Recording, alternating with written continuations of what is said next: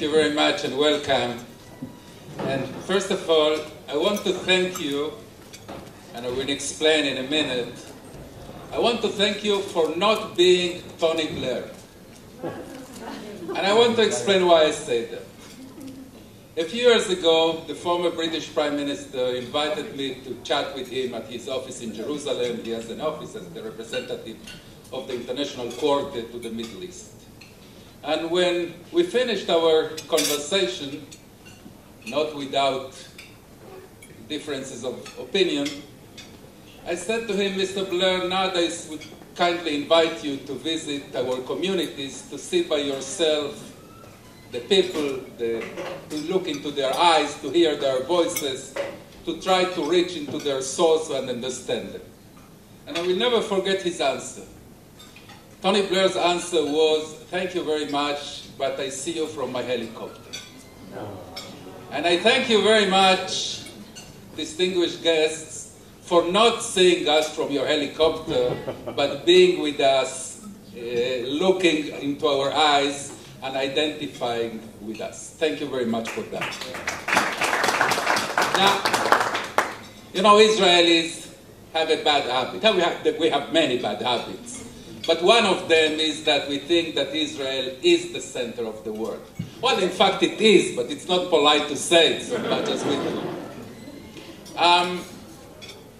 Therefore, when I was last week in Spain, for instance, in the Spanish Parliament or in the Spanish Foreign Ministry, I was very tempted to talk about the Israeli interest, but I talked about why the sanctions that the European Union threatens to impose on our communities are detrimental to Europe, to Spain, and not just to Israel.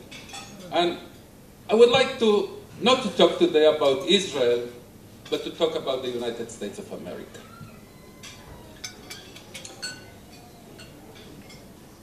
I understand that Secretary of State John Kerry wants, some would say desperately, to achieve a foreign affairs victory for the United States of America.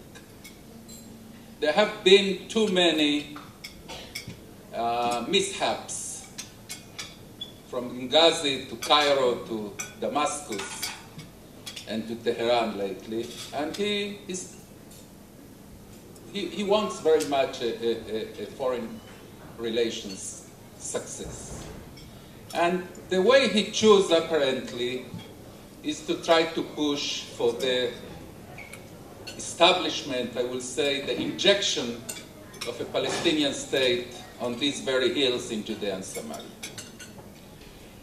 And I dare to say that that strategy is not only misguided, but more than that, is counterproductive. It will do exactly the opposite. It will gain for the United States of America, for American diplomacy, another defeat. And not because of Israel, because of the Palestinians. And that defeat, that inevitably defeat, will be noticed very carefully in Tehran, in Moscow, in Damascus, in Caracas, in Pyongyang, in all the capitals around the globe that are yearning for another failure of the American diplomacy, for another decline of the status of the United States of America around the world. And why is that inevitable?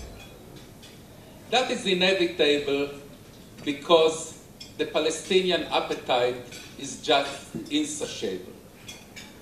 Look, you know, there are persons that doubt the sincerity of Prime Minister Benjamin Netanyahu when he talks about two states, the two states formula. I must say by myself, and I know I'm being recorded by a journalist here, but I don't mind. I know that there are people there are mornings in which I wake up and I think that Netanyahu means it. There are mornings in which I wake up and I think he's bluffing the whole world. And I think that the same thing happens to Netanyahu himself. He doesn't know yet if he means that or not, because if he means that, it's against all he preached for many, many years, for many, many decades. But you cannot deny the commitment of his predecessor, of Ehud Olmert, for the two-state solution. It was almost a religious fervor for two-state solution. Just to make one point, our previous Prime Minister, Ehud Olmert, offered the Palestinians that the most sacred places of Judaism and Christianity, the Wailing Wall, the Sepulchre, the Temple Mount, etc., would be administered by 5 nations, jointly by 5 nations, 3 of them Muslim: Saudi Arabia, Jordan, and Palestine. Nothing to do with Representative Jordan. And even that was refused by Abu Mazen, by Mahmoud Abbas. So the chance to establish, to reach an agreement on a peace treaty by injecting here, by creating here a Palestinian state is just impossible. And what will happen in a few months from now, after that comes completely clear, is unfortunately an additional decline in the status of the United States of America in the international arena.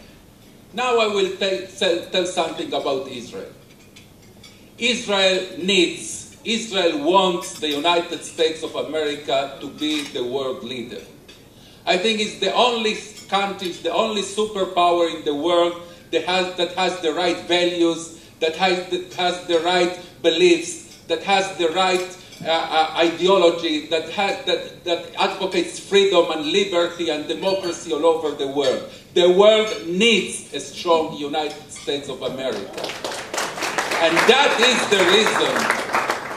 is the reason why we see here in Israel, many of us, I would say most of us, we see with anxiety this wrong path that the United States diplomacy is taking in the Middle East. I will say a few more words. There is an alternative. There is an alternative. 20 years after Oslo, the Oslo Accords, and I see here that you have on your tables an article that wrote my good friend, the late Mayor Nachman, about the Oslo Accords. 20 years after Oslo, but really 75 years since this issue of two states was put on the table by the British in the 30s of the last century. 75 years is the only game in town, and we are not even 1 inch closer. I think any responsible person, any responsible country should ask itself, maybe there is something wrong with the formula. It's not a coincidence, it's not bad luck. The formula is completely wrong. Let's explore different paths. And there is a different path. And I want to suggest to you, as legislators, as influential people in the United States of America and Washington, D.C., I want to suggest to you a different path. There are 2 ways in which we can march. One is the conventional one, the one chosen by Secretary Kerry, the political path that is completely futile, that will lead nowhere. And there is another path. There is the constructive path, the human path. A path that is maybe less glorious or less heroic, maybe do not win are awarded the Nobel Peace Prize for that, but it has one tremendous advantage. It's a path that touches the lives of millions of people and not just of 5 or 6 or 7 diplomats that spend their nights now in 5-star hotels all over the world negotiating. That is the path of coexistence. That is the path of enhancing a model of peaceful coexistence, even if not reconciliation. A friend suggests me the name of peaceful non-reconciliation for that path. Maybe we will not solve all the problems, We will not solve the political, the big problem. Maybe it will have to wait for a while. As a candidate of a major party that I will not name now said in a speech, that we will kick the can down the road for a few years. And he was right, of course. But in the meantime, we can do a lot of beneficial things. I will give you just two small examples, and with that I will wrap up my presentation. I understand that the timetable is pressed. The refugee camps. We have in Judea and Samaria, I think, a dozen of so-called refugee camps, Palestinian refugee camps. Not for Jews, of course. The million Jews that were evicted from Arab states in 48, we rehabilitated in a few years. And no one is today, of course, a refugee in Israel. But the Palestinian so-called refugees, are they refugees? This is the fifth generation, the children of the great-grandchildren of the original refugees are still living in squalid conditions. Welcome, Congressperson Bachmann. The fifth generation is still living in squalid conditions in refugee camps with the status of refugee, maintained by a corrupt UN agency. I will tell you one thing, that when I learned of that, I was amazed. They live in, the refugee camps are neighborhoods, for instance, of Nablus. They do not vote for the municipality of Nablus because they are not considered resident. For 65 years, there are refugees who did not even vote for the municipal elections. And mainly, they live in squalid conditions. Imagine what difference it could make to the Palestinians, to the world, to Israel, to the coexistence between us, if instead of keeping that tragedy, instead of maintaining a completely useless negotiation that everyone knows that will lead nowhere, we would engage in an ambitious project to take them out of the status of refugee, rehabilitating them, renovating their refugee camps. And I will give you a final example. And why we do not do that? Why is not that incredible simple thing is not done?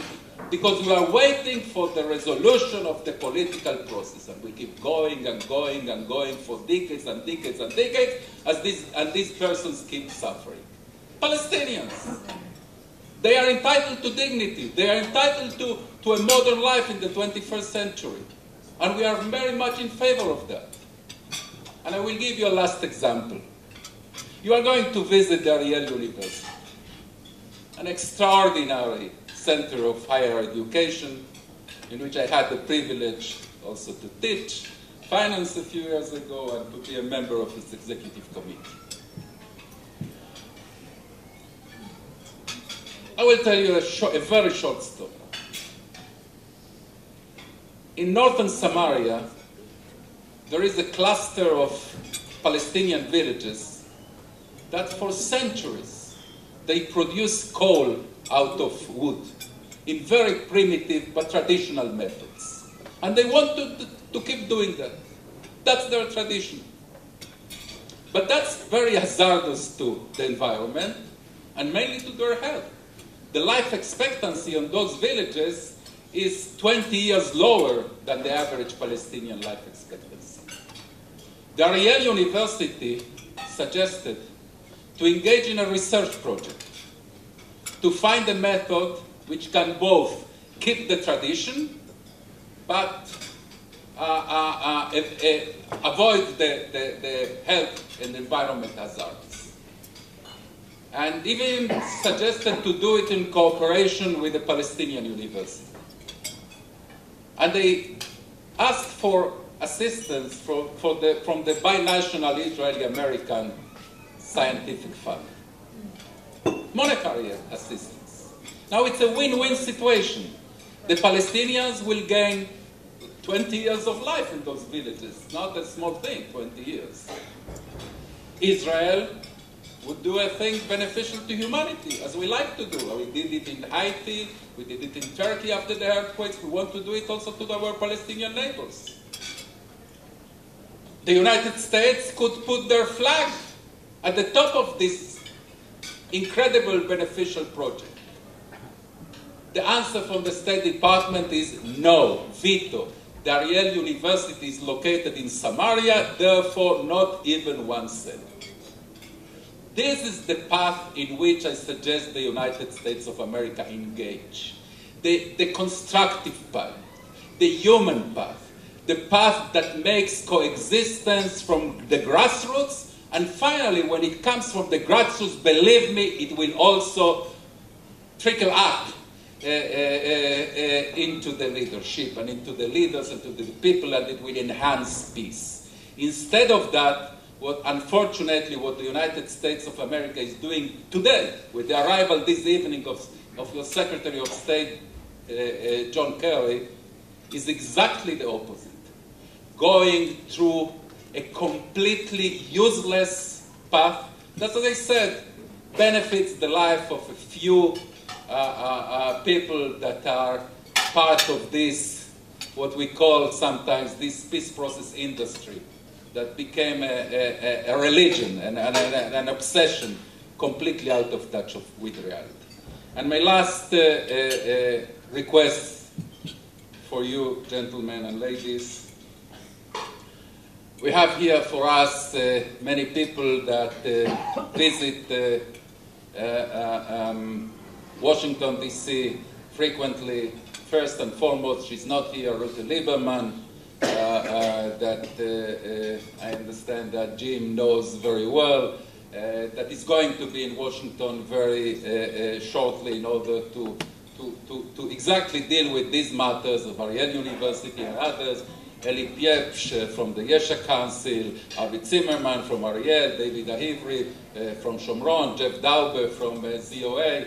I think that if I have one request I want to extend to you, convey in Washington this understanding that the path in which your country is going in the Middle East is counterproductive. It will bring ultimately, as already happened once in 2000, frustration, and frustration here unfortunately brings usually violence. Instead of that, there is a way of peaceful coexistence from the grassroots, from the ground, between the people, forging, I would say, almost spontaneous coexistence that is being forged right now. We will be in Ariel, Palestinians, Arabs, students by the hundreds. This is the path in which we pray we can advance, because this is the real path that makes difference, and this is the real path that ultimately will make peace. Please extend every help you can to our people that come to Washington to advocate for these innovative, but to these realistic ideas instead of the worn-out, you said, Congressman, diplomatic ideas. Yes, it's time to engage with real people and not with diplomats. Thank you very much.